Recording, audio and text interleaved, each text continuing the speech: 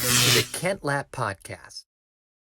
Well, let me start out with kind of your general thoughts on the election, but I'm also curious. When do you think we're going to know who is going to be president?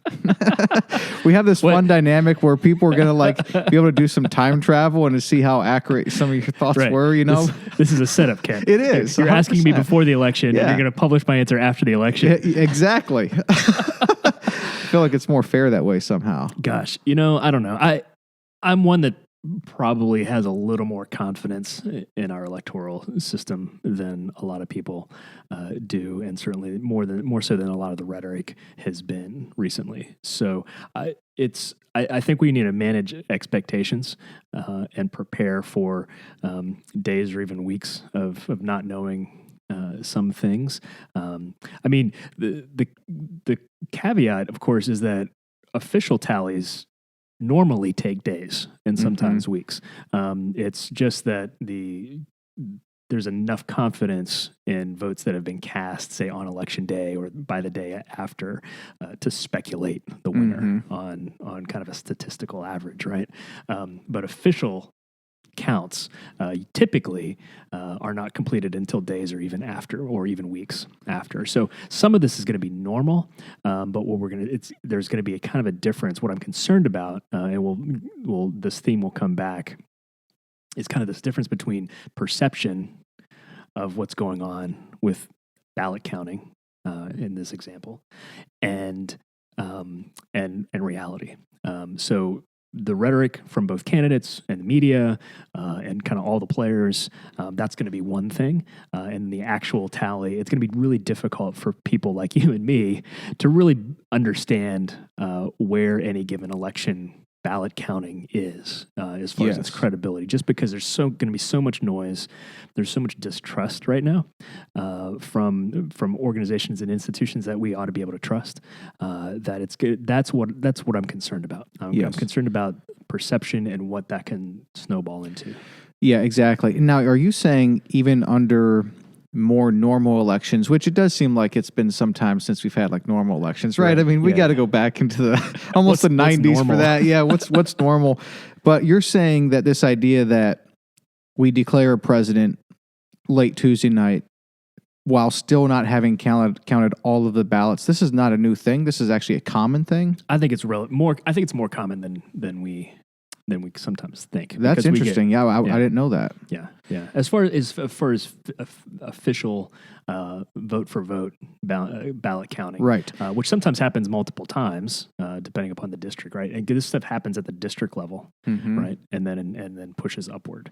And that's every state does it a little differently, right? We've got 50 states, and by and large, there's a federal election commission and all that kind of stuff. But by and large, ballot counting and all those regulations, most of that's done at the state level. You've got 50 different varieties of that. Right.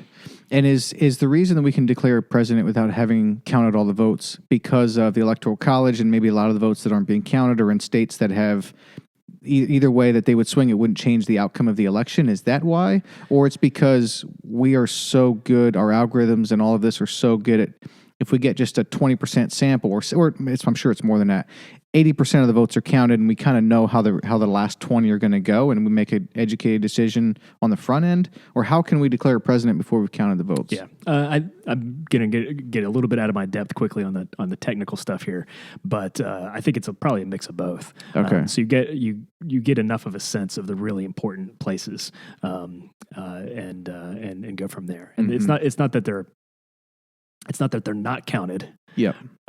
Even in total, but as far as like the official, stamped and official counts, that often doesn't happen days. Interesting. Until after the election. So what would you put go ahead. I was going to say, I hope for our sake that confidence in the process. I really want our nation to be united in confidence of the process. Yes. Because that is a big problem, one way or the other. So here, I'll confess, for the sake of our nation, and for the sake of what I said, confidence, and then the skepticism, and then the distrust, I hope whichever way it goes, it's overwhelming, right? Yeah. because if it's close and it's disputed, that's going to be some tense times. And so by the time folks listen to this, when you publish, we could be in for a rough ride. Yeah. If you were guessing, though, by Friday when this comes out, whether people know who's president, what would your guess be? Who's president? Yeah. Who's going to be? Gosh. Or do you just think there's a good chance we're not going to know at that point yet? I think we should.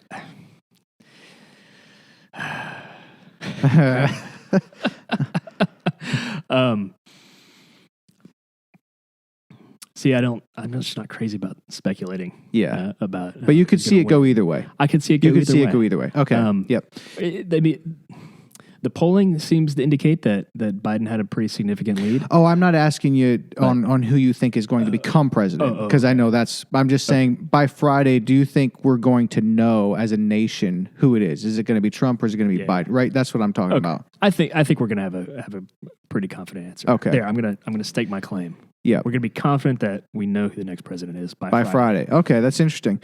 So I only in the last couple of days, no, I wouldn't totally disagree with you, but I only started feeling that way in the last couple of days, honestly. I think prior to that, it was this could be months, this could be weeks and weeks. Yeah. This could really drag on. But I mean, it's down to a few, at this point, it looks like it's down to just a few kind of key states. Yeah. So. Well, and one of the things that will matter is to the extent that there are districts where numbers look fuzzy or incomplete or questionable, right? It's going to depend on what happens everywhere else, right? It's going to depend on to what extent there is confusion or problems with ballots. Because if it happens, I don't know, if it happens in Middle Tennessee, exactly. That's a different problem than if it happens in Broward County, Florida. That's right. Right. If it's a district that's going to tilt the balance of where a state's electors are going to go, like that's a big deal. Yes. If it happens in a state, in a county where, look, Tennessee's a great cross section where we are of America. You've got Memphis, Knoxville, Middle Tennessee, Nashville. The joke when I landed here many years ago was that this is a cross section. So governance in Memphis is a little more progressive. Governance in Knoxville is more conservative, that side of the state, and then state elections are decided in Middle Tennessee. Right? Yeah. If you have a state that on a presidential election is going to go either red or blue, if there is a discrepancy at a district within that state, it's not, even if it matters one way or the other, right? Does that make sense? Yep. So it matters how crucial those particular exactly districts are. Yes. So if you have widespread chaos, or I shouldn't be using the word chaos. Right. It's just inflaming and scaring people. So I retract that word. If we have discrepancies at the ballot counting. Uncertainties. Minor uncertainties. It matters, it's as far as like us knowing, to your question about who's going to be president on Friday, it matters whether it's, in a state like California or New York or a swing state like Florida or Ohio, right? Yep. And I guess I was going to say obviously, but it's not obviously. But in those swing states, the race is much tighter, it seems, than nationwide. Because right now, Biden has a greater lead nationwide. But then when you narrow it down to like the 13 more key states, the lead is less.